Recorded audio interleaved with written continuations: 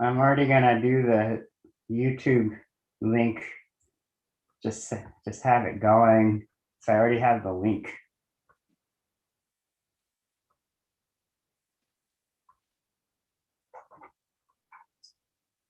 I'm already gonna do the YouTube link.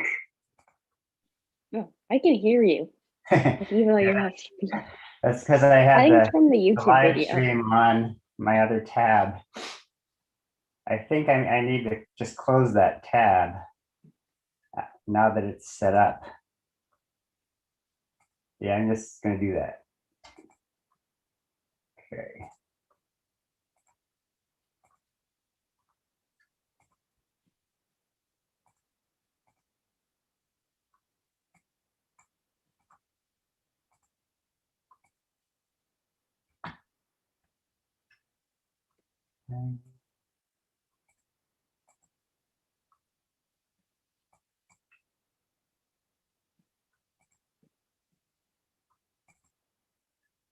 So I know, Sasha, you were going to maybe have your parents on the YouTube link.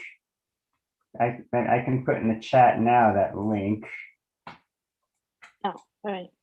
if Yeah, if I'll that's what send you it. or just to have it, I guess. Yeah. But I'll just label it. It's for you here.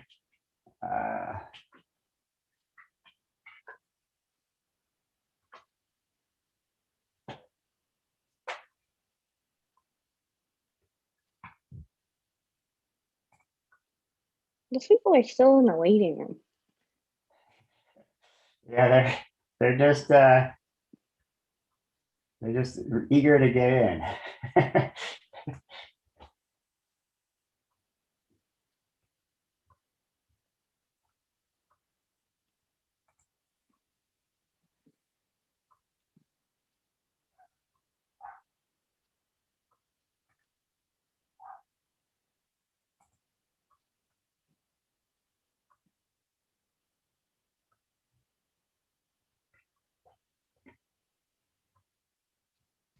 Who's David Lee? I don't know. Who's Andrew Andrea? Hello. Okay. That's your admiring public fans. Is that one of your students? No, Oh, not wait, David mine. Lee might go to our school. I don't know. Do I know that person? Yeah, because it looks like the yearbook picture. Yeah. Or it could be like an old person that used to be a yearbook picture when they were a kid. Yeah. Let's see, I gotta get David. Be able to unmute now. Good.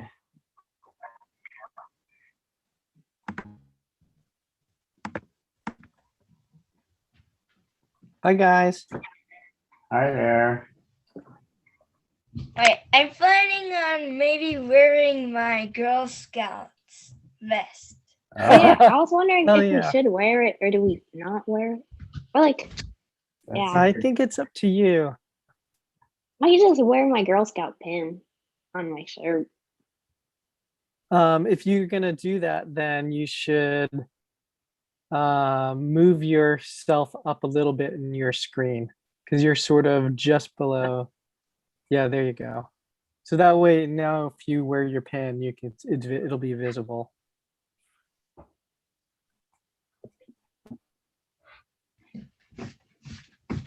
No chicken backgrounds, huh?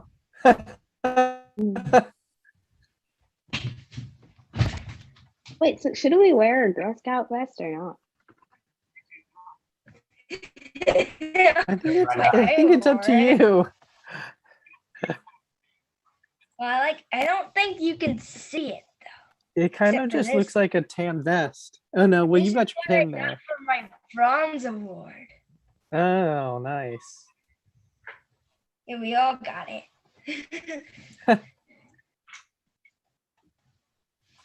And so now that we're all here, I'm gonna put the YouTube link up just so, for whatever reason, if you need it, I don't know, it's there. Okay. Most people are still there in the waiting room. It's still pretty early. Good How many afternoon, people are in the waiting room? everyone. There's 2 people. it's only 1:40. Everyone. We have 2 people already. Everyone. 2 people, yes. Yeah. Two eager people. Yes. And you know these people? No. No. Oh, really? Interesting. Good afternoon, everyone, and welcome to today's webinar. Okay, ready? Gotta be very welcoming because you're saying welcome in it. Yeah. Always smile.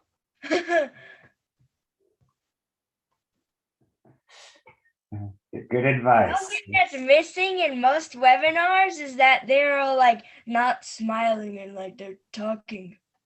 They're just talking. That's Yeah. true. That's true. I gotta smile. This has to be unique. Ooh, I'll be right back.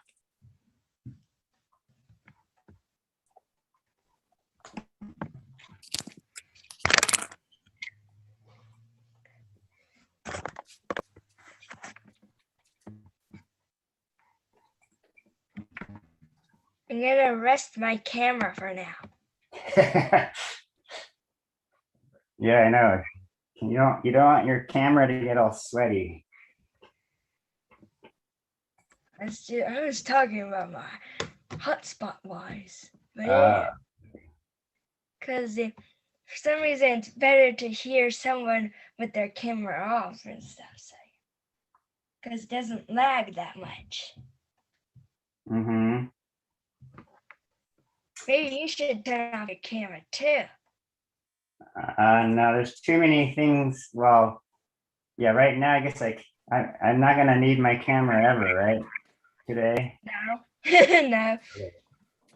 Yeah, otherwise it's just too many other things to monitor. So that's good. So Shozo, how does everything seem? We're all good? I think, yeah, we're all good. So I guess, before, at a certain point, even before 2, right, we would share screen the flyer and have the music and ask the question in the chat and start letting people in. Yeah. I'll have to be unmuted during that time, but then after Okay. that I'll mute. And otherwise, yeah. So and I how think we exit poll. communicate with each other? Are we gonna?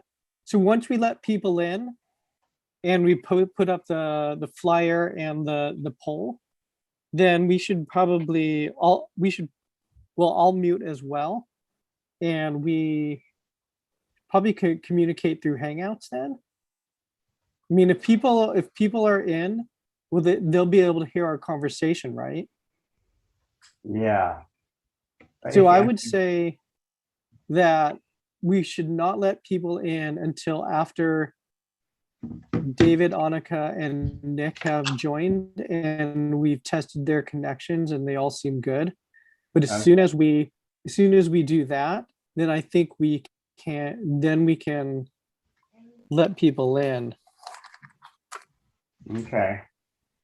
Is there any way to post the poll and the flyer in the waiting room? And So yeah, I sort of toyed with that, and Sasha did report when she was in the waiting room that some, like, a portion of the flyer was posted there, and then it said welcome to the keep RCs plastic free title was there. So they know they're in the right place at least. okay.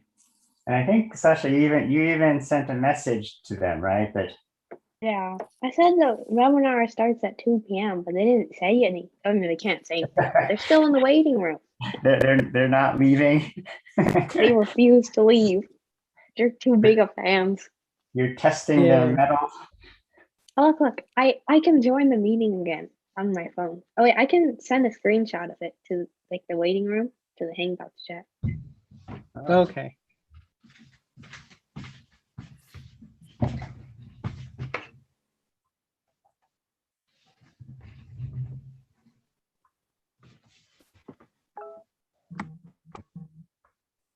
Did you guys get it? I sent it.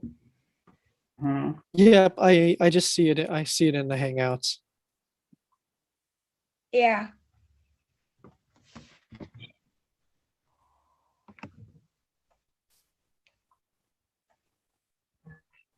Sweet. Also, I found my West and I'll put it on, but I don't have anything or except for this. I took it off. Jeez. It's because everything's on my old desk. Like the only things I have on this desk is this and nothing else. Yeah, I don't have much on it either. Wait, so should we wear a vest or not? I don't know. I just have it right here just in case. Like someone goes, "Are you sure you're a Girl Scout?" Yeah, I just go, Imposter. "Yeah." Yeah, my mom was like, oh, another person. My mom was, oh, it's Nick. Well, my mom Nick here. to show your Girl Scouts, you should wear your vest. I know that. Like, should we wear a vest or not? I don't know. It just feels like extra weight on your shoulders, so I just took it off. Wow.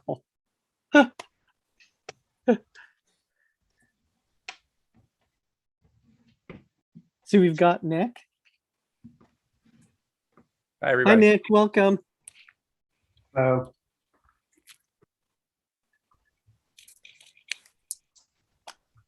Nick, do you want to, just so we can test your connection, would you like to tell us how your chickens are doing today?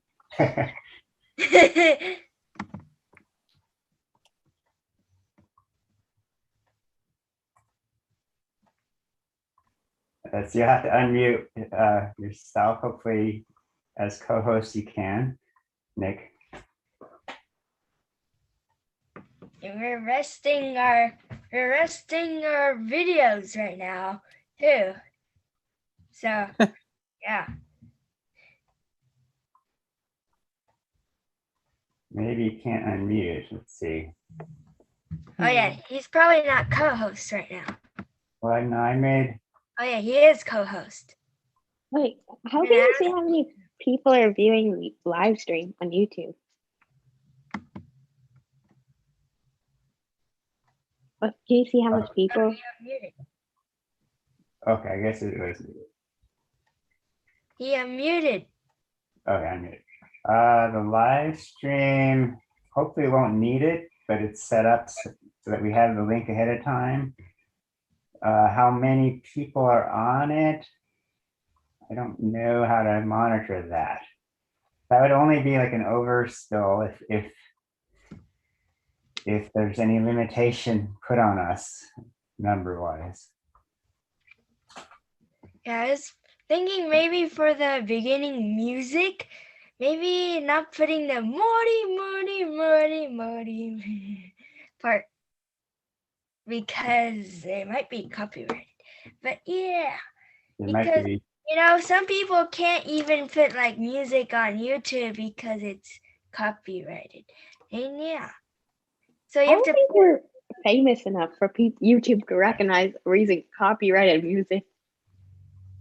oh. I don't know. I had a student whose church group used the Dr. Seuss name, and then they got a letter from a lawyer. Oh, They used it as the name of their club, their church club. Well, two of my uncles are lawyers, so I don't think you can do that. wait, is that music copyrighted? Let me find a non-copyrighted version of it. Well, like if you just take out the beginning, I'm pretty sure it's fine. But I don't know. Because Moriocho is like pretty big, I think. Yeah, the thing is they only say it at the beginning, but it will loop. Oh, But it's a 5-minute long thing, so I don't think it has to loop. yeah. Well, it depends when we start it.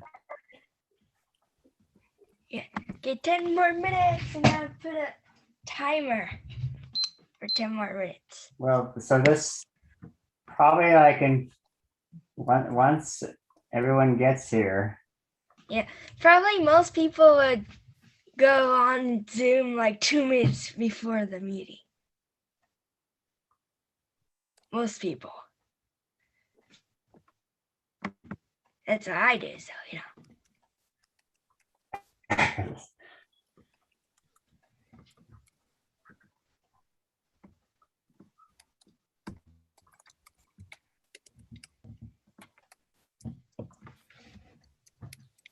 Beginning is good afternoon, everyone, and welcome to today's webinar.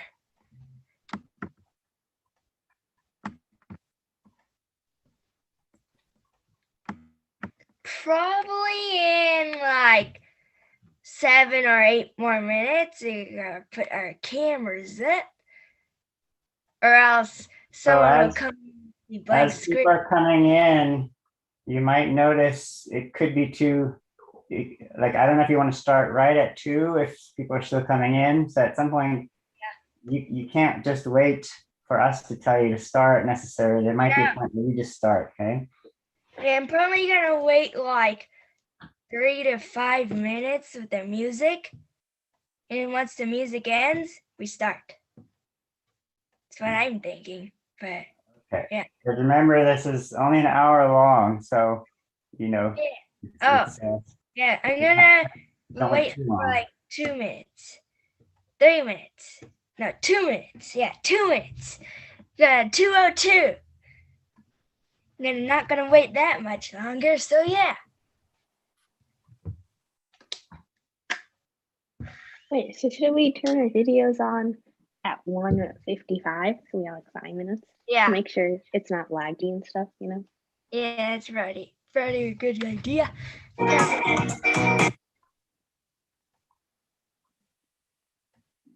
Okay, Kimika Shimazaki in it. Yeah, I think I Oh wait, should. we're supposed to take out our last name. I forgot that. Oh, we are? Well, yeah. I mean, you have Kamika S, so that's fine. Like, you can't have her full last name. Maybe we should put like a troop number on it. Oh, maybe not. I don't know. Oh yeah, we should put Girl Scouts of. Oh, another person from Another- troops. That's one of my students. He left. You laugh. I think he might have seen me and got, oh, my teacher, oh no. Troop 60676. Do you think Allison will join? I hope so. Oh, we should put Girl Scout Troop 6076. Well, just put GS because there's probably no space. Yeah. Okay. Oh, G.S. Okay, yeah.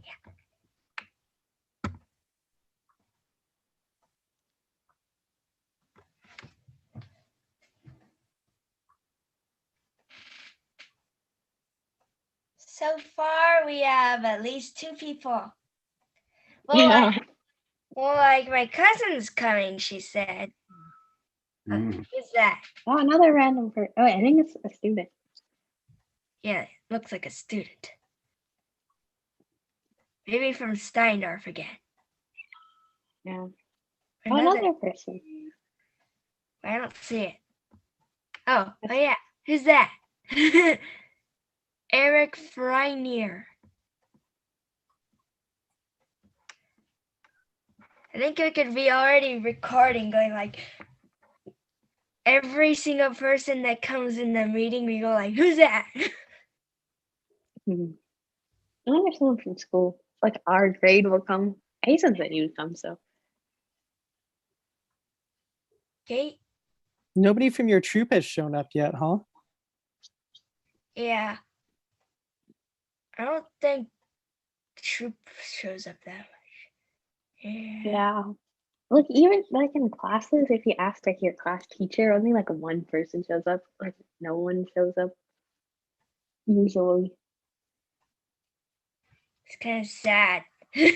But then now they're in person. Well, last time was our last meeting. Yeah, Yeah. that's over. 5 Oh. minutes. Oh, Wait. yeah, we is should it- turn our videos on now. Yeah, video's on. Okay. Hello. Who's Savannah Rideout Green? Is it Hamby's green iPad?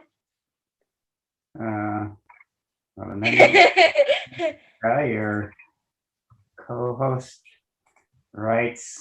You can unmute now. So we're still waiting for David, yeah? Another person. Oh, a person from Japan. Yeah, my mom. Oh, is that my mom? No, it's not my mom.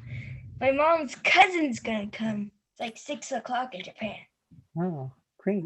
Annika, what's that vessel in the background? Oh, is that the Algalita? You're on mute. I'm on mute. Hi, everybody. This is the research vessel that Captain Moore, the founder of Algalita, has used to sample the North Pacific Gyre. Oh, It's a sailboat. It has solar panels on it, and it's about 50 feet long, and it's also a catamaran. Oh, okay. Wow, 50 people feet, can that's good live size. on board. so 156. Yeah, I'm sorry if you guys were talking and I saw you asked me to unmute. I didn't realize the mute was on my computer. I couldn't hear anything that was going on. So I'm sorry if you were asking me questions. I wasn't responding. I've been Oh, sitting here. no, it's okay. We were just hoping to test your connection by asking you how your chickens were. So Oh, the chickens are really good. We were just hanging with them today. It's I amazing. think my brother's in the waiting room. That's weird. So does my audio sound good? Everything sound all right? yeah, you sound good. Who's Brandy? I know my internet sounds great. But I got my phone hotspot ready. So it's good. So still no David McGuire, huh? Yeah. Let's see. Oh. But I do have my slide that I put together for my own literati slide. So I was out yesterday, but I was notified of it and put it together. Good. Oh, great. I was confused about that. Sorry, do you want me to send you one by email, or were we supposed to share that on our own while I didn't get how we would share it while we're talking if we're doing I think we could do it either way. Shozo, do you have a preference? I mean, if you sent it to Shozo, I think he could. Yeah, I think at this point, if you could just do a share screen for it, that'd be totally fine. I think with co-host rights, you can do that. I guess it'd just be kind of figuring out when you each can do that, but just feel free to do that. Okay? Oh, Miss Chang's in the waiting room, Mika. Cheaper, huh? Yeah. So it's getting harder to know if David McGuire has come in or not. If you see David McGuire, let me know. I'll send him a text and I'll have him send me a text when he joins so we can make sure. Should I? It's already a few more minutes. Should I be starting the music for beforehand and the flyer? Yeah, I think so. I'm actually going to mute myself now. Mika Okay. froze. So I'm just gonna. It's only 1 minute. We have kind of a pre-beginning share screen and music. So we're just gonna do that now, all right? Oh, Paige. You're all set? And if David McGuire shows up, I'll try to get him in. Really? Or you can even admit him, right? I think, right? As co-host. So. Okay. So we won't be able to talk like this until I stop the share screen, okay?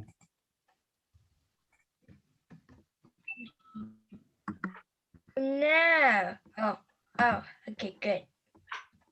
So I told the people in the chat's gonna start soon, so they Yeah. won't leave.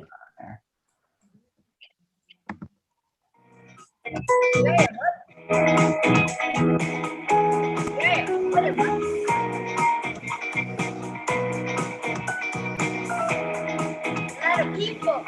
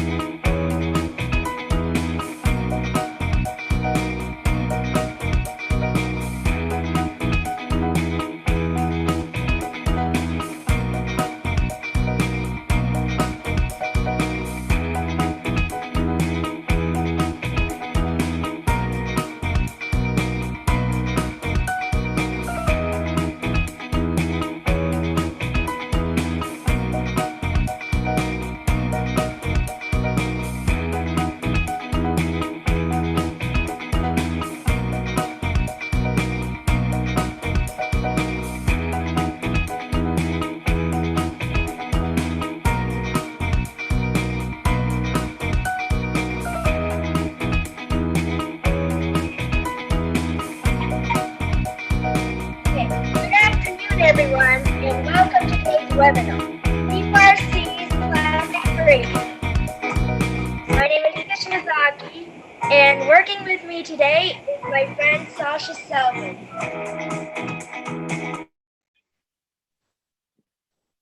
Thank you, Kamika. Welcome to our webinar, Keep Our Seas Plastic Free. As many of you know, Kamika and I are Girl Scouts from Troop 60676 in San Jose, California. This webinar is about our Silver Award project, and we thank our panelists and all of you for joining us today.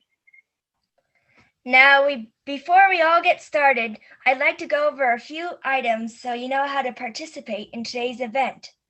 As participants enter the webinar, please feel free to introduce yourselves in the chat and let us know where you're from. When you enter the webinar, you'll be on mute. Only the moderators can unmute you. Please answer the poll questions when they pop up. During the discussion, if you'd like to ask a question, please type it in the chat box. The moderators will then ask your question to the panelists. Technician, please launch the first poll.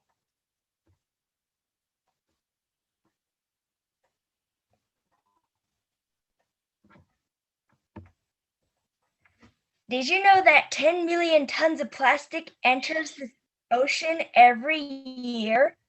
To put that in a way that everyone can more easily understand, that's the equivalent of 455 school buses being dumped in the ocean every year. Well, lucky for us, we have just the people who can answer this question. So please join me in welcoming our panel of experts on plastic pollution. We're going to be talking with our panelists about plastic's effect on the ocean, animals that live in the ocean, and humans, and what we can do to help solve this problem. Through the webinar, you'll have a chance to ask questions to our panelists by typing them into the chat box. From this session, our goal is for all of you to become aware of the global issue of plastic pollution that is affecting our oceans, the animals who live in it, and all of us in negative ways. We'd also like you to come away understanding how important it is for all of you to help in solving this issue. By the end of the session, these are some of the questions that we hope you'll be able to understand and answer. How much plastic enters the sea every year, and how does it get there? What are microplastics?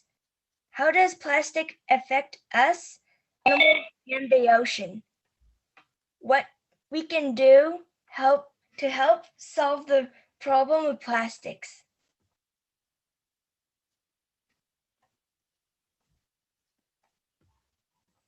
Quick reminder to everyone, please fill out the poll now and submit it if you haven't already. Okay, please join me in welcoming our panelists today.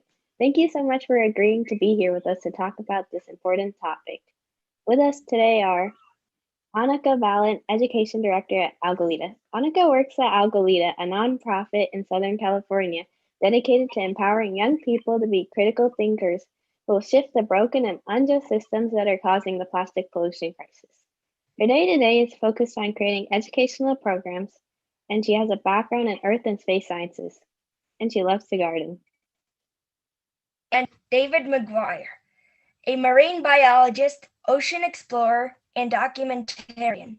David McGuire is the founder and director of Shark Stewards, an international nonprofit dedicated to saving endangered sharks and rays from shark fin trade and overfishing and protecting critical marine habitat.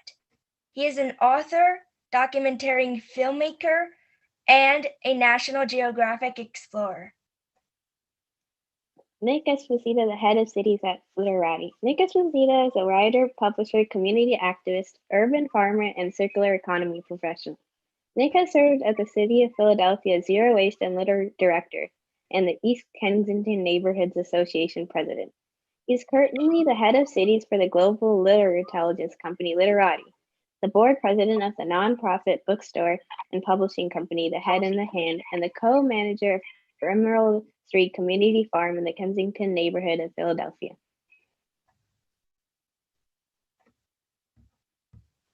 Okay, so let's start off with the poll question. What is plastic and where does it come from? Based on your answers. 14% of people chose that plastic is a naturally occurring element found on Earth, and 86% of people chose that plastic are a product of the fossil fuel industry, which produces 360 million tons of plastic a year. 7% of people chose that plastic is made by leprechauns, and another 7% of people chose that plastic is produced by animals as a product of eating vegetation. Annika, can we get your reaction to the results? And perhaps you could touch on the connection between downstream impacts, how plastics are impacting our oceans, and where they come from and how they are produced and used? Sure. Hi, everybody. This is Annika. So everybody did, or most people got this answer correct. Plastics are made from natural gas or fossil fuels. And this means that they are a non-renewable resource that we get from deep underground. So it's actually kind of crazy that we're using plastics to make single-use products that we use just once and then throw away. And this culture that has developed around our obsessive use with plastics is starting to cause some problems, especially for our oceans, but also for ourselves, for people. Our health is being compromised by the amounts of plastics that we're using. So how is plastic actually impacting the oceans? Well, it's getting into the oceans through our watersheds, so through our rivers. And as plastic litter, but also other kinds of waste enter into our environment and flow downstream, they can start to break up into small pieces of plastic called microplastics.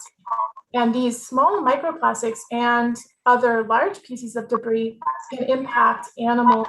You've probably heard of plastics impacting animals like turtles and fish and seabirds, but pretty much every ocean or every animal living in the ocean can come into contact with plastics and be harmed by it, either by mistaking it as food and eating it or by getting tangled in it. And there are also chemicals in plastics that can be harmful as well. And this is where the harms to humans come into play too. Our use of plastics every day could be causing damages to our bodies that are happening over a long period of time that are very hard to study. So there's lots of impacts that are affecting humans and the planet from plastics. And this is something that we really need to think about, both the downstream symptoms that we see, but also we need to start thinking about what are the causes.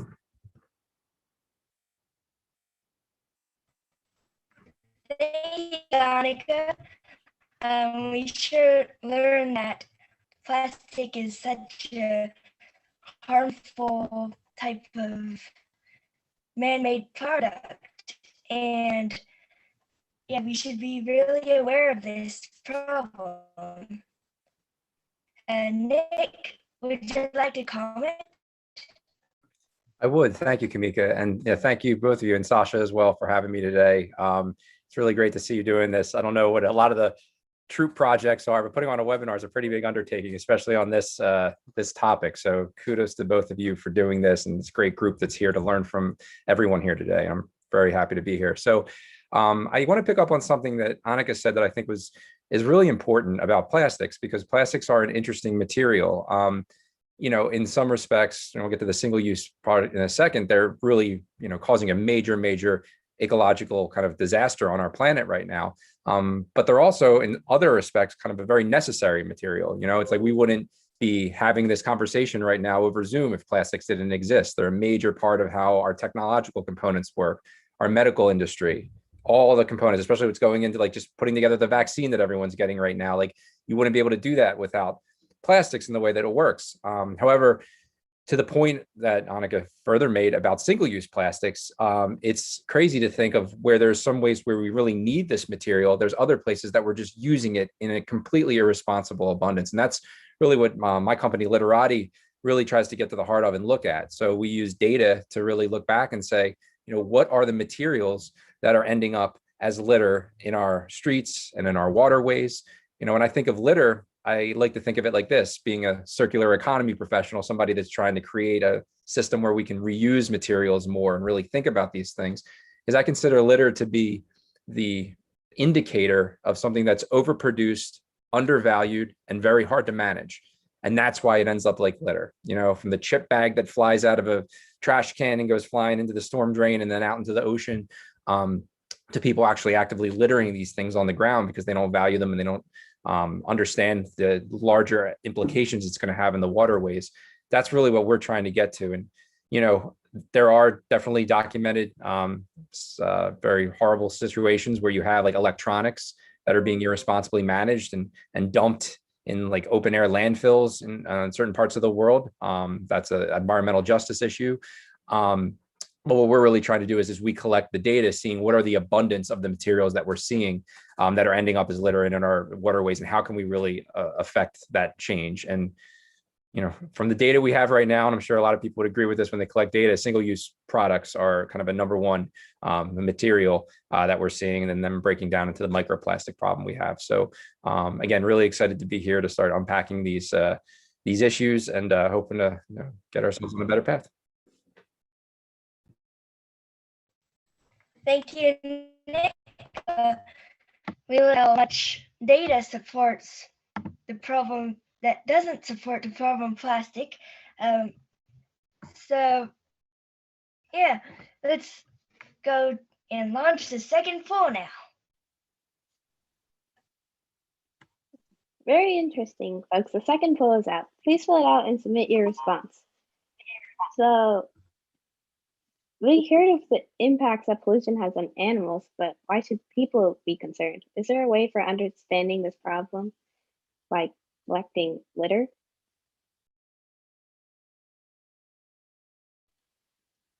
Also, it seems that our third panelist is here, David McGuire. Great.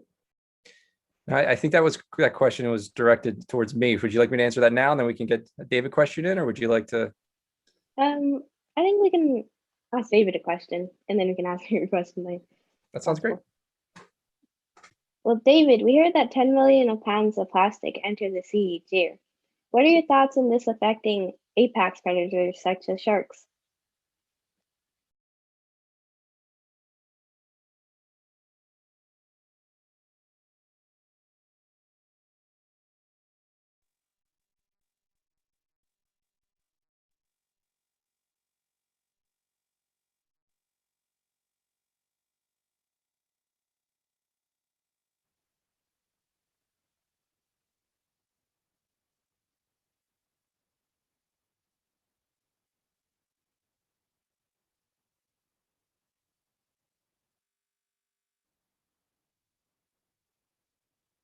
I think, David, you're muted.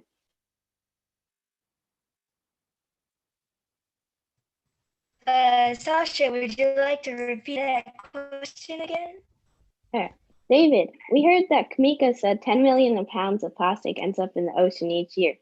Should we be concerned about apex predators such as sharks with all this plastic in the ocean?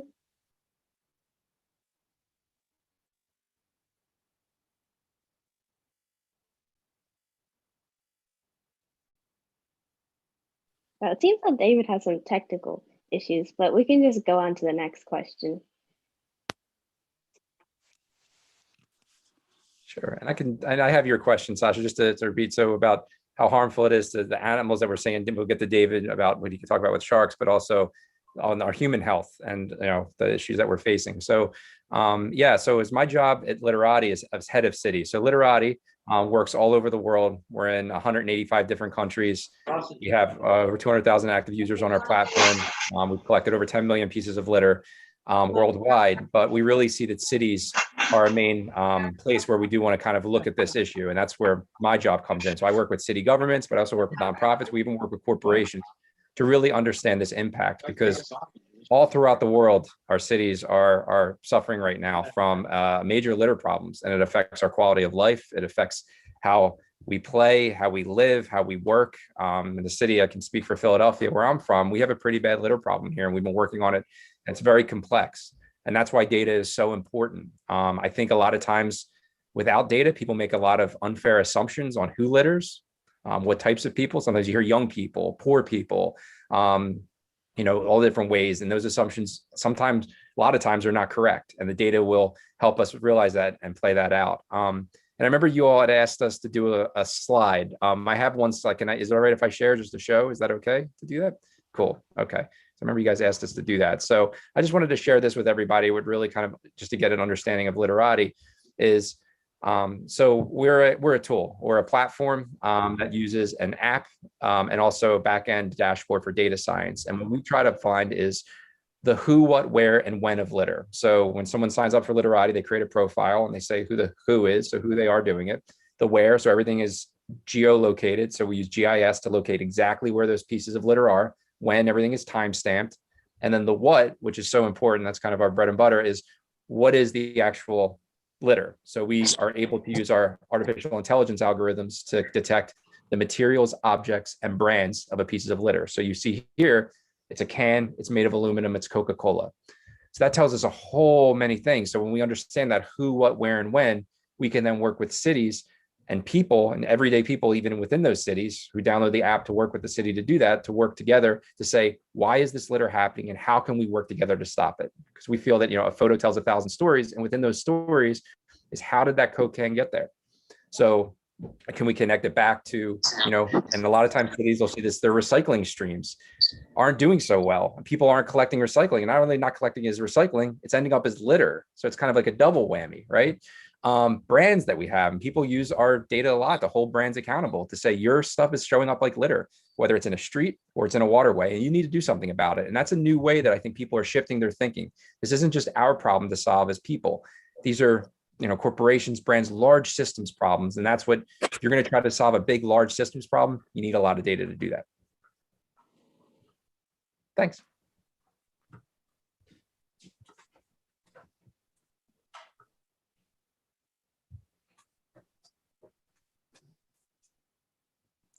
Hey, thank you, Nick. Let's start with the third poll now. Technician, please launch third poll question. But before we do that, let's look back on the results of the second poll, which asked about what effect plastic has on our communities. 89% of people chose that it has an enormous effect and that alarm bells should be ringing. 22% of people chose that it has some impact and we should do more research to see what it does. And 4% of people chose it has little effect on us besides being unpleasant to see. Annika, what's your reaction to this response? How does community impact relate to climate change and the social justice movement?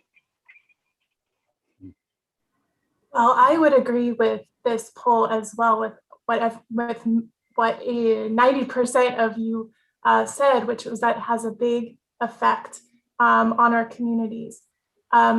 What I mentioned earlier in my answer to the first question, or to the first poll, was that plastics are a fossil fuel product. And so when we're talking about the impacts of plastics on our world, we can expand from just looking at the impacts after we're done using plastics. And we can also look at how plastics are impacting communities while they're being produced, and also how they're being disposed of. And so plastics as a fossil fuel product, when they're being produced, it actually takes a lot of energy to produce plastics from fossil fuels. And this production process is also quite polluting itself and creating air pollution that's impacting the communities that live near those factories. In the United States, a lot of these factories are being built in Pennsylvania, in the Ohio River Valley, and also along the Gulf Coast in Texas. And the communities living around those areas are often low income or people of color. And this is adding to the human rights issue and the injustices that this production is having on different communities. And this is another aspect, or this is something that we call environmental injustice. So plastics are not just an environmental problem, but they're also impacting people during the production, and they're contributing to climate change. Plastics are also contributing to climate change because, like Nick was saying, a lot of the plastics that we produce aren't recycled, and many of them aren't recyclable in the way that they're being designed, which means that a lot of the plastics that are being made actually get burned to manage them. They are taking up so much space in landfills, communities are often deciding to burn the trash. And when you burn plastic, it releases a lot of toxic air pollution and also more carbon dioxide, because it's basic, you're taking the fossil fuels, making plastic and burning them. It's pretty much the same as burning fossil fuels from the start.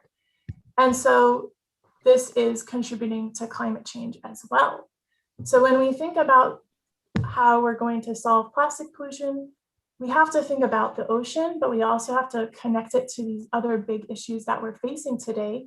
And the really good news is that a lot of the solutions to one of these problems, so say we're focusing on the plastic pollution, solutions to that are going to be helpful for solving climate change and helpful for solving environmental injustice and making a fair world. So this is really great news, and it's something that we can really celebrate and connect with other people around, right? Maybe you have a friend who's really interested in climate change, and you are really interested in plastic pollution, and you can bond over those two things that you're working together. And communities at large can do this as well. David and Nick, what do you have to think about?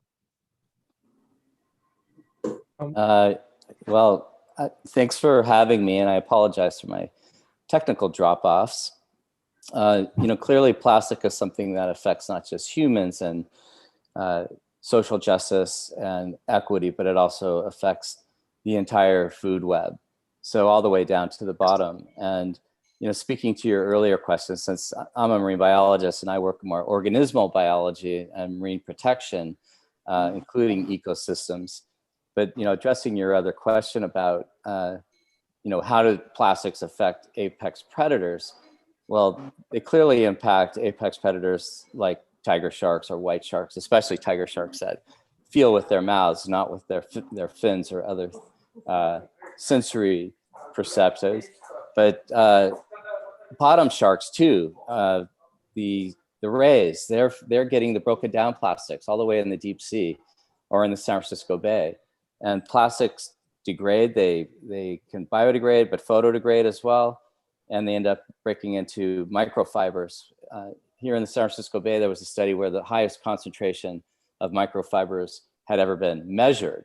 And that's only because there was a good scientific study here. It doesn't mean that they're the highest in the world, but a lot of those microfibers are coming from our clothing, going in through bypassing filters and the waste filtration, and ending up in wildlife. So we see large pieces of plastic. I've seen cigarette butts and leopard sharks, but a big concern is those small amounts of plastics or those chemicals.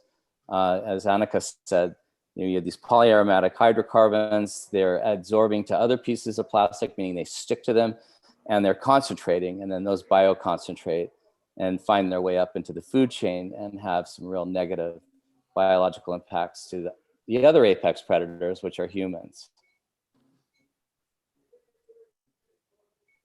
And I just wanted to jump, thanks for that explanation, David. And I just wanted to jump in for something about what Annika said that I think is important about, again, why it's like using that social justice aspect and why data is so important about who's getting blamed for this problem. And I think one thing that really, you're being in a recycling professional, and as we're looking at what's going on with the recycling markets and where recycling is sent around the world and what actually gets recycled and what ends up in our oceans. I think there's certain parts of the world, particularly Southeast Asia, that gets unfairly blamed with this problem. And, I've heard people say, defending the North America, especially the United States, only 3% of plastics actually coming from our country out into the streams, but it's like, where's all that plastic coming from that's ending up in Southeast Asia? It's being shipped from our countries over there.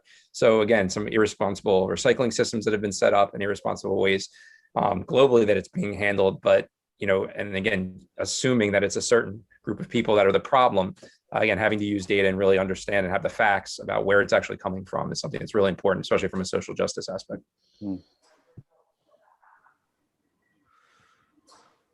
Thank you, panelists. Now we're going to launch the third poll question.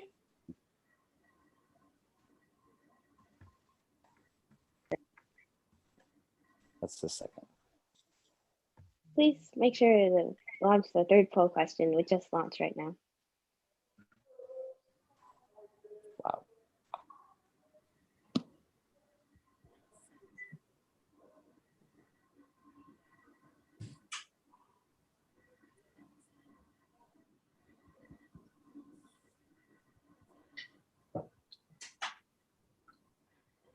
Well, we've heard that from David that we're apex predators, humans are, and even sharks are apex predators, and we have the same villain, which is the plastics that we actually made, and we're kind of hurting ourselves by making plastic, and we should be really aware of this problem.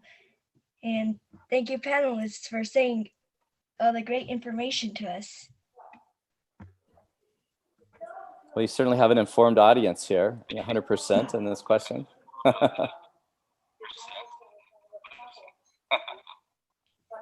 Oh, it seems that people have answered the third poll question. And 100% of people actually chose that we can avoid using single-use plastics and raise awareness to others of this problem by getting involved by organizations to address this problem. And 0% of people chose the other options, which are we can buy grocery plastic bags and we can visit the ocean beaches and leave our trash and plastic there. David, we learned about the impacts that pollution has on animals, but why should people care? And how does this affect sharks specifically? Well, we should care because we're all part of one ocean ecosystem and an Earth ecosystem, and that's our planet. And we all need to live together and coexist. And we have been for hundreds of millions of years. And now we're seeing these dramatic impacts on the world that we live in. And we rely on the ocean for over half our oxygen, and over half that oxygen, perhaps as much as 70%, comes from plants, from or phytoplankton. So if you like to breathe, you want a healthy ocean. We rely, 3 billion people rely on the ocean for their primary source of protein. If you want a healthy diet, you need to have a healthy ocean. So generating this plastic waste is having an impact not only on humans, but the entire ecosystem and the future of humanity.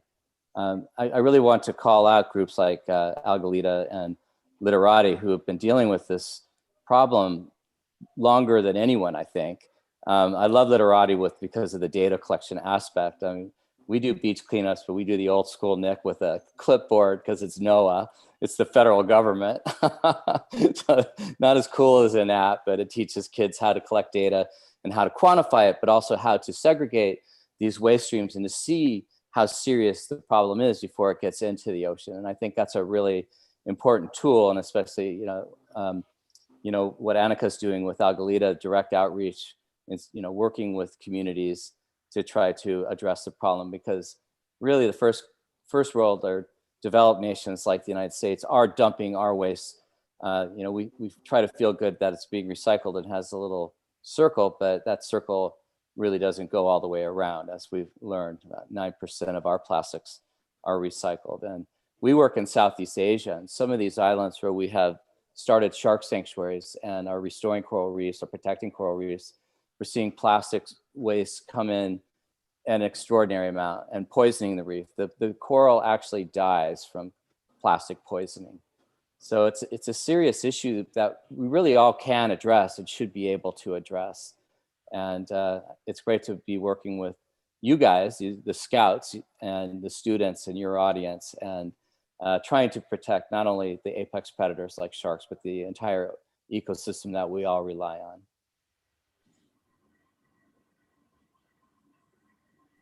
Thank you for the answer, David. Would you guys like to chime in?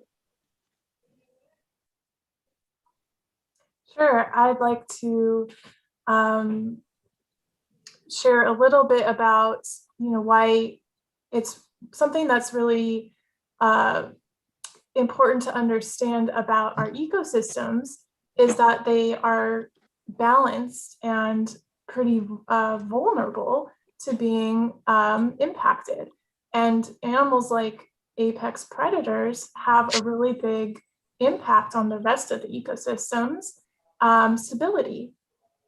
And so we have to think about apex predators like sharks as ones that help keep the entire ecosystem healthy. And if they're being impacted, it's going to have effects on everything else, the rest of the ecosystem, right?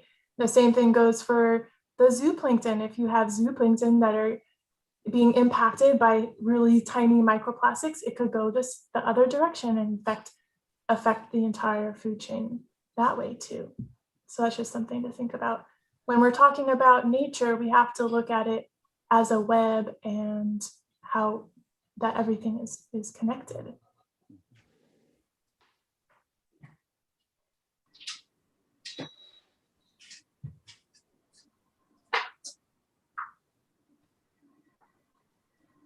Thank you, Annika. I really know how the plastic is our main enemy, technically. I think this really makes us think about what we can do as individuals as well, and how can we be a part of the solution? Nick, would you like to start us off? Sure, thanks. Yeah, and I was just in the chat a little bit and chatting back and forth, and there's some great ideas that are flowing in there. And really excited for how people are thinking about this. So I'm happy to see that there are people, there are people thinking about like, well, what are alternatives? How can we use less? There's one about less plastic in grocery shopping, and these are all decisions that we do need to make, right? And you can vote in two ways. You can vote one with, politicians, people that are going to make better regulatory and better legislative decisions. Right now, there's a big piece of legislation out called the Break Free from Plastic legislation that has things like, a national plastic bag ban, and national bottle deposit system. It's a system that's used in Europe a lot called extended producer responsibility that actually taxes companies for their packaging. So if you have more packaging, you get taxed more, and that money goes to support waste management systems in cities and towns. So, one is, voting in people that are going to, support those things. And others, we could vote with our wallets. You find the brands that you do do the right thing and are trying to, some people are saying they've seen people have better alternatives. But again, that only kind of gets us part of the way there. As much as I love, having my reusable, I was actually this weekend, I went to a few things. I got coffee, I went out and was able to use reusable containers, and they accepted them. And I was so like, oh, thank goodness they're accepting reusable containers again. And not because everyone's a little scared about COVID, but the science is in that reusable is safe if used in, safe ways, like you would handle any food, any safe things.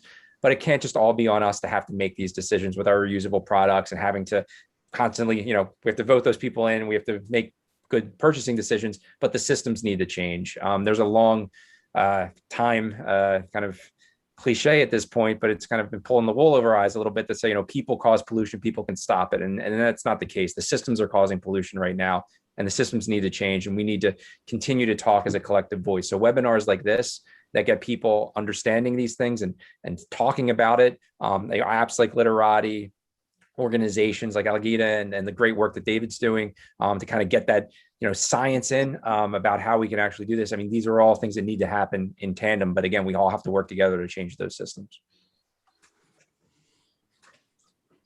Thank you, Nick. We know how we can use other options like the coffee thing, and yeah. Annika and David, would you like to chime in?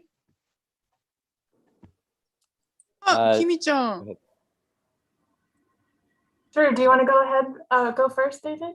Sure. And thank you, Annika, for talking about the importance of apex predators, which sharks are definitely in the marine ecosystems, many of the large sharks, not all sharks, some are at the bottom, but it is like a house of cards, and we are overfishing our large sharks and large fish out of the ocean. Some estimates as much as 90% of shark species are gone from the ocean. And particularly the big ones. And I just got back from Kona, Hawaii, where I'm working on a tiger shark and manta ray study. And we're pretty lucky. We have a lot less waste than where we work in Southeast Asia, where we're working on trying to create these protected areas. And you can draw a line around the ocean or around a reef, but you can't keep the plastic out. You can try to keep the fishermen out. So it's a holistic problem that we need to come at from all sides to protect apex predators, but also the ecosystems that rely on them, those lower trophic food levels. If we have time, I just want to share just something real quick. It's a video, it's on a video, but I'll just show you some images from the video that we work with youth throughout the world and generating film and stories in their language. This one's in Spanish. This is a tiger shark. Can you see it? So tiger sharks are a large shark, about 12 feet long and well over a ton. They're beautiful. They're important. They're apex predators, but they're also kind of scavengers. So in this film, this young woman, she's 12 years old. This is on our YouTube channel, Shark Stewards. You see the plastic in the gut of these sharks, and it ends up eventually not only poisoning them, but actually clogging their entire digestive tract. So these sharks will grab onto anything thinking it's food, just like albatross, just like a lot of big fish. So these large pieces of plastic are impacting these apex predators. And it's kind of crazy because tiger sharks can have some really weird things like license plates, Barbie dolls, spam.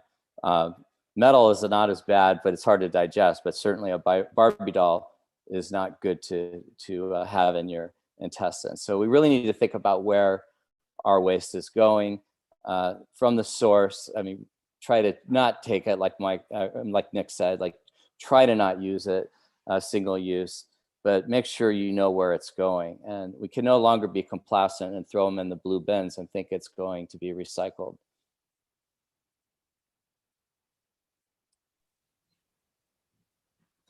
Yeah, we have to make sure that we're thinking and not just about how we're disposing of our stuff, but there's a lot of ways that what we can do as consumers to change how much we're using in the first place and to keep it out of the waste stream altogether. So one really great way to do that is to buy secondhand or to join a sharing program in your neighborhood, like the Buy Nothing Project, where you can say, I have these things that I want to give away. And then you can share them with people right in your community who are looking for those kinds of things. So that's one really great way that we could keep toys and all sorts of these different things out of the waste system altogether, so they never get the chance to end up in the environment. I also wanted to share my screen because I wanted to share a little bit or a few other ways that we can start to think differently to reduce how much waste gets produced in the first place. So, I have to go share my screen. Start here.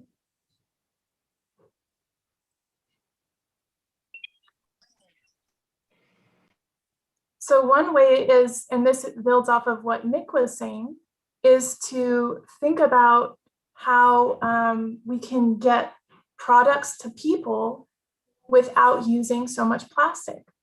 So actually about 40% of plastics are used to make food packaging. And so if we could identify ways to change our grocery stores, and this is something that somebody asked in the chat too, we can make a really big impact. So this is just one example, but it looks really fun. This is a system that was designed through a competition, and I believe it's currently set up in Europe. But this is a cool idea that could be adopted around the world, where you go to a grocery store and say you need pasta and rice and beans and snacks and flour and salt. You can buy all those things in a reusable container and pay for just the amount that you buy. So you could buy a certain whatever amount of it that you want. So this is an entire new way to think about delivery systems, which is where a lot of the plastic that we use comes from. It's just used to get something from one place to the next, from the store to your home. And so if we can think about community reuse systems, instead of it being the responsibility of the individual, like Nick was saying, to bring their own container or to bring their own water bottle, their own straw, we can build community systems. So you don't have to do the right thing. It's already the only option. And there's also another thing that we can think about, which is how do we design durable products so that they don't have to end up in a landfill? When we're talking about plastics, we usually think about single-use plastics, but we use plastic for so many things like furniture and our technology in our cars. It's used as house paint and all sorts of different applications. But for durable goods like office chairs, for example, we can think about how can we design products, how can we support companies that are doing this sort of circular economy where they're designing products so that they can be repaired and they can be customized and they can be recycled and they can also be made more safe. I think that's one big thing that needs to be worked on by scientists is how do we make plastics safer for us to use? So that's it for me. I'm going to stop sharing.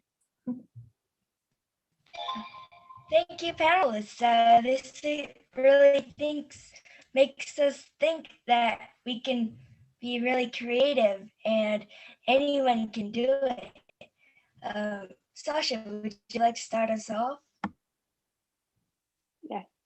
Panelists, how can our guests get involved and be part of the solution, like through organizations such as your own?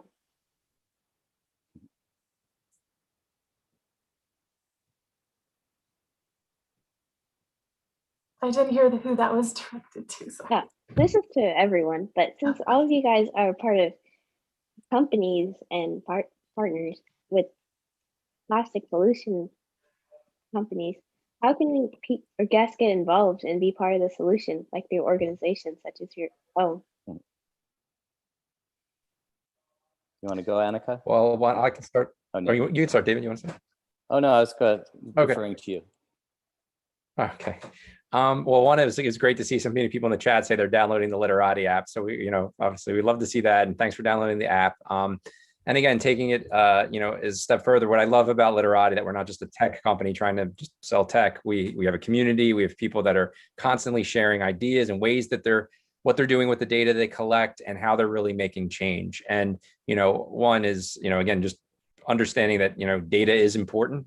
We need it. It's incredible the amount of data that's being used to sell you products. We need to start using the same amount of data to figure out how to kind of manage these products in a better way and how to create better ways that we're consuming. So hopefully that can happen. But I would say, whether you're using the Literati app or whatever you're doing, whenever you're joining a cleanup group, a watershed stewards group, a park friends group, I'm friend in Philadelphia. I'm part of all these groups. I do volunteer all the time. I love going out and doing a cleanup day and getting my t-shirt and my banana and going home. But, after you go home, think about, that lot that we just cleaned up. Are we going to have to go back there in a month later and clean it up again? Like, why did it get dirty in the first place? How did that happen? And as getting involved, it's great to get involved and be that volunteer and go out and be those, many hands make light work.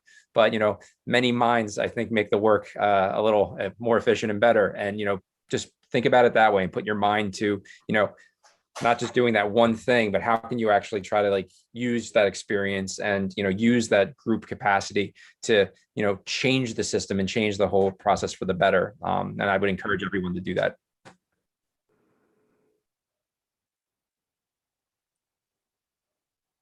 I guess I'll jump in here.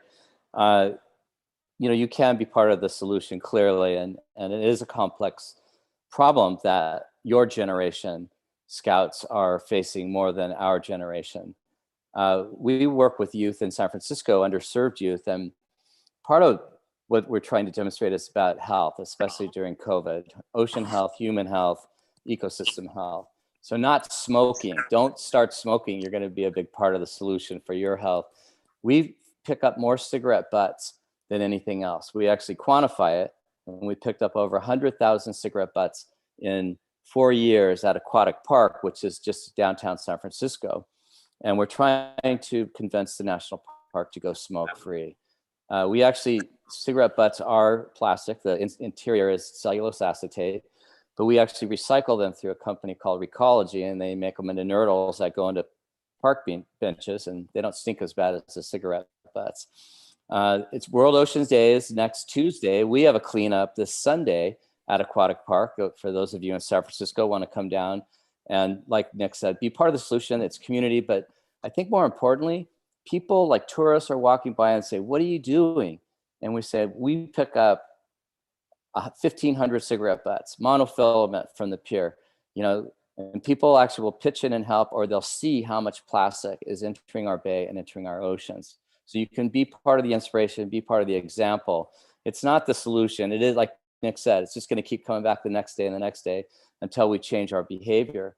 The other thing is we went to Ghirardelli Chocolate, who most people know, and said, we're finding a lot of your plastic on our beach. Can you guys help us out? Can you swap out your material stream so we don't see 4 different kinds of plastic for a Sunday? The other thing is we're part of the Earth Island Institute and the Plastic Pollution Coalition. We have a lawsuit right now in the state, California Superior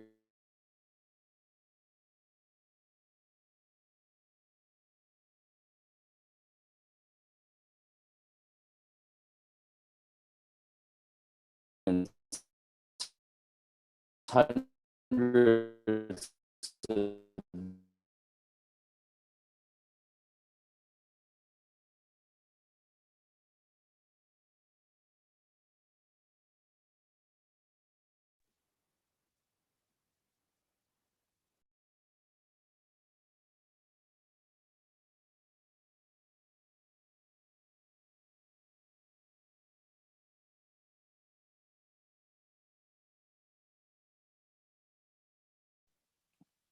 It seems like David accidentally got kicked off the meeting, but would any of you guys like to back.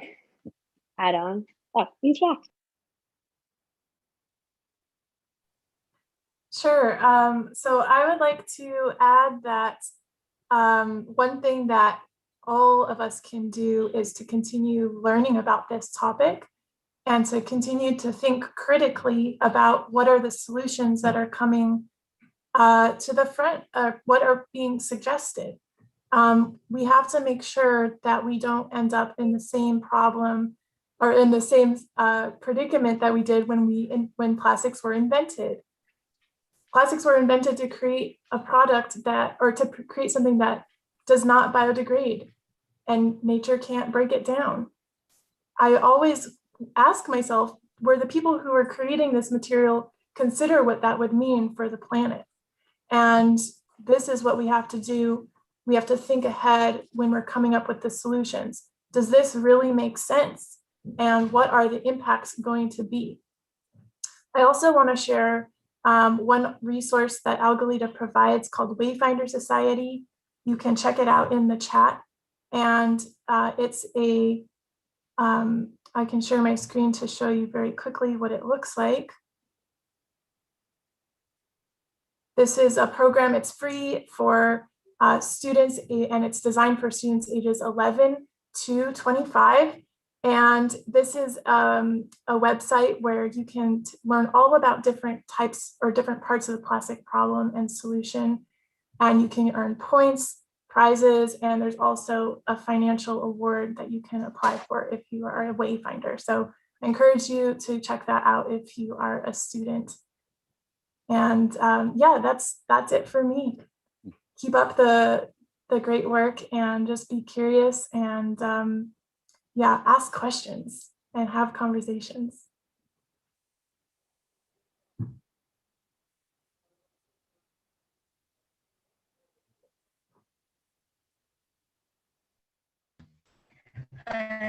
Thank you, panelists.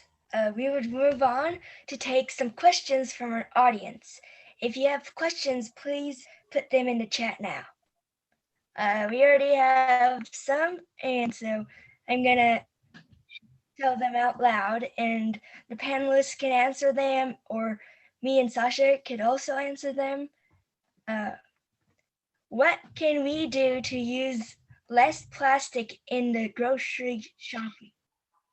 Okay, from Miki Yu.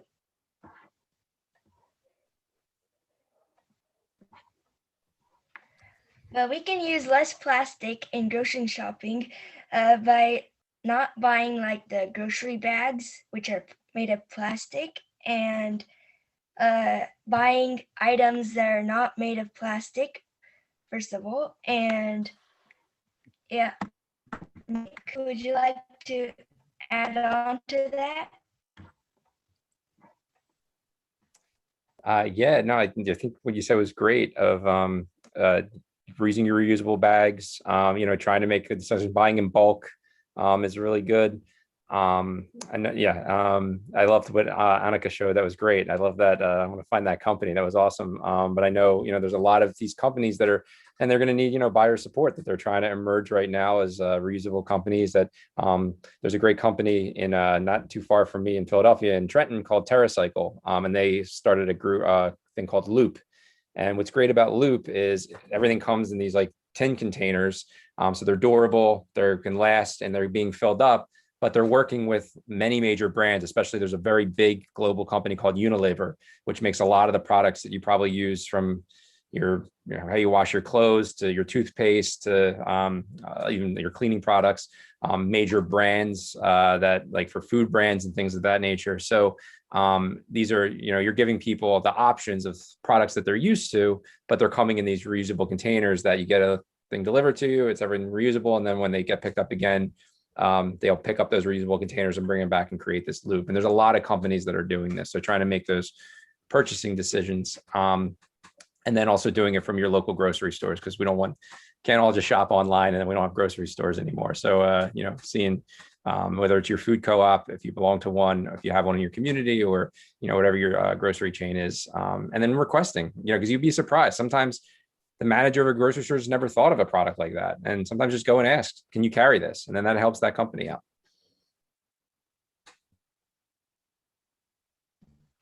Thank you, Nick. Let's go on to the second question. This is the real question.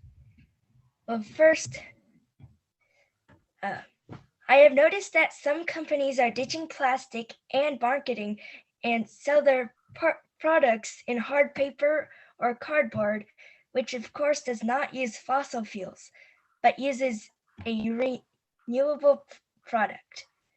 Are there such alternatives and others? By Gary Steffens.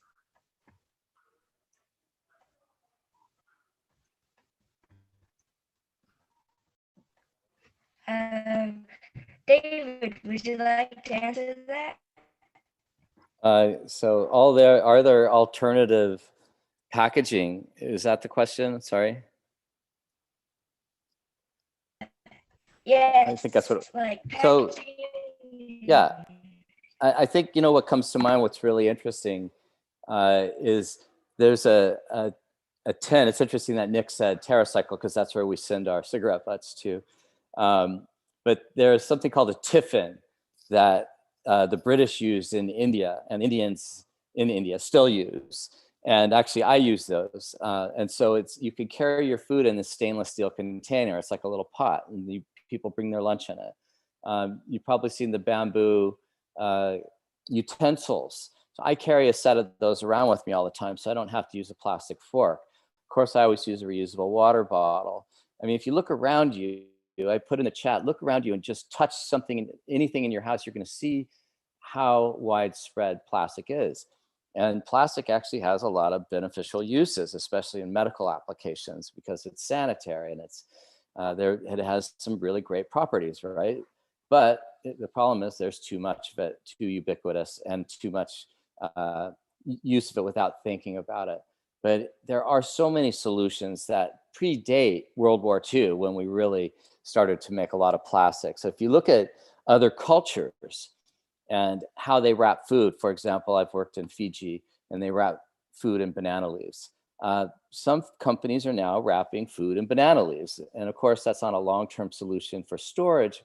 But if you look back to some of these techniques that ancient cultures use, that indigenous peoples still use, we can learn from their history and maybe reverse some of this technology and go back to simpler, more sustainable practices. So I would challenge everybody, all the students here in the audience, to just look around and look at the plastic in your house or in your kitchen and try to think of what an alternative product would be that you could use, so you don't need that piece of plastic. And to think of what you already have in your home that you can use as an alternative, instead of having to buy something new. Thank you for the answers, panelists. Another question we have is, what do you think of technologies that are focused on removing plastics in rivers before they get to the ocean, and are they effective? By David Chan. 真ん中に私やりました。ちょっと質問してくれる？私やるから。手を挙げて、挙手して。I can try to talk about that one. This is a great question because, well, we need to figure out how do we prevent plastics from getting into our environment. The best place to start is, of course, prevention, all the way upstream before it even gets onto the street or becomes unmanaged in some way. But we do need to also look at how do we address all the plastic that has entered the environment. And my opinion is that it's much better to focus on rivers than to focus on removing plastics from the oceans. The more downstream that you get, the more dispersed the plastics become, and the more challenging it is to effectively remove the plastics, especially as they get smaller and smaller in size. So we can't rely on cleanup as a solution until we stop adding more plastics into the ocean. But I would say that, we can do multiple things at once. We can address prevention and we can have people working on removal at the same time. But the tricky thing is when people rely on the cleanup as the only solution, or they see, oh, we're able to remove plastics from our rivers, so we don't have to worry as much anymore. That's where we can get stuck in sort of a trap. I don't know if either Nick or David want to comment on that as well.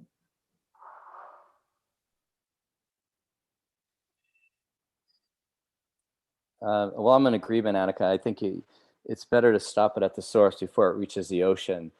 There was that ocean challenge where there was that big ship out there with the giant boom. And there are concerns because there's whales out there that could be entangled. There's seabirds. Trying to remove the plastic that's broken up in the ocean has fish underneath it, has algae or barnacles living on it, has larvae that you're going to take out by trying to catch that plastic. So we could do a lot of damage. So getting it at the rivers, getting it before it even gets to the rivers, at the beaches, or even before that at the source, is really going to be part of the solution. Where I work in Southeast Asia, where it's near the equator, it rains heavily all the time. And you see this big plug of plastic every time it rains. So there are booms now and seines that can stop some of that. And then one thing I just wanted to add, it's a little bit off topic, is about overfishing again. A lot of plastic waste, over half measured in the Pacific Gyre, not the whole oceans, but the Pacific Gyre in one study, were nets. And these nets are made out of plastic.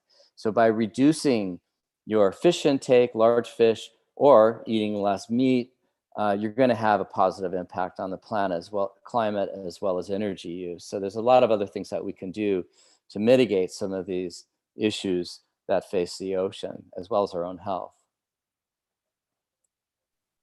Yeah, I just want to say I agree with all that. And I just thought, Annika, I think that's a great, I love that about catching it at the rivers. It's a really great way to think of it. I thought that was really fun.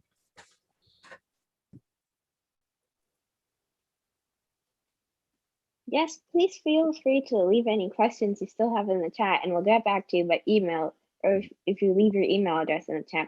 You can also private chat us this information too.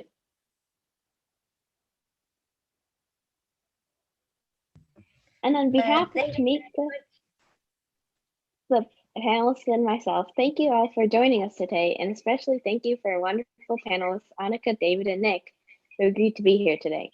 Hope you all have a good evening and understanding of the plastic pollution problem. Thank you. Thank you. Bye. Thank you. Thank you. Thanks, everybody. Bye. Great job. Thank you so Great much. job. Yep. Fantastic job, guys. Also, don't forget to put your email in the chat if you want extra questions that we would answer in email. Okay, thank you very much. Bye, everybody. Thank you.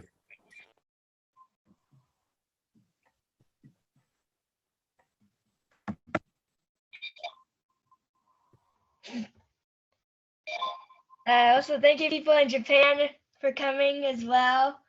Really, thank you. for waking up this early.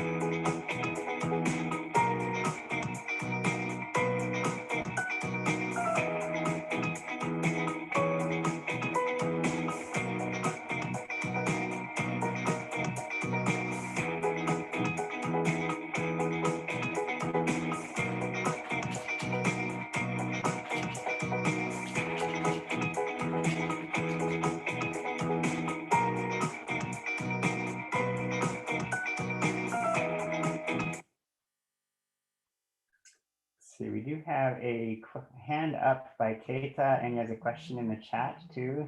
Should I allow Keita to ask his question here?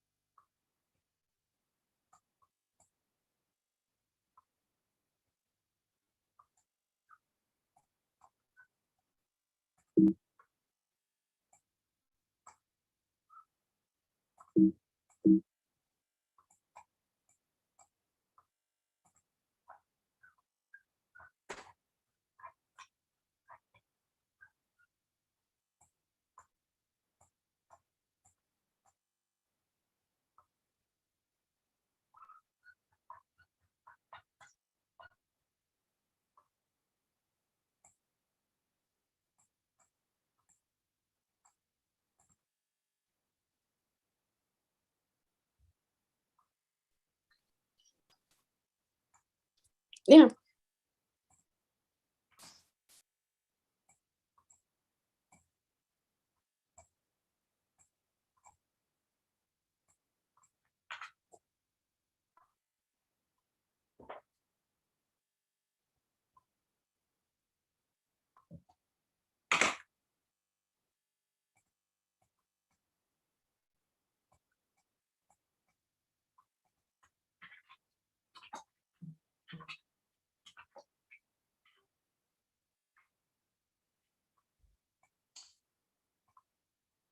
Okay, so I think we're all done.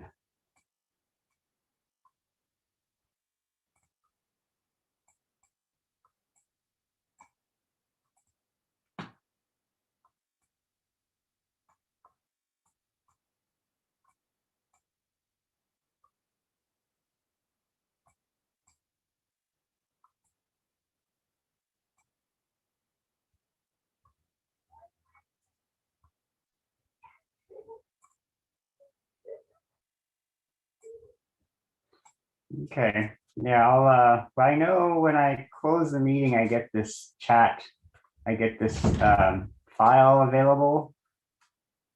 I think, I know, I'm just looking right now to make sure I'm not needing to do it now before we end. Here, hold on. Also, we have the recording, or we should. Let's see, so save chat. I see this function. Let me click on that and see what happens. I got the poll results too.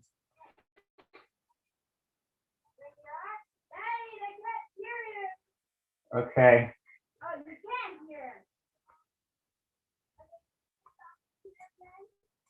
Woohoo.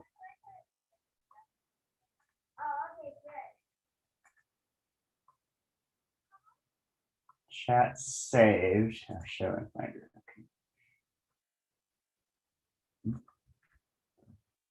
Okay.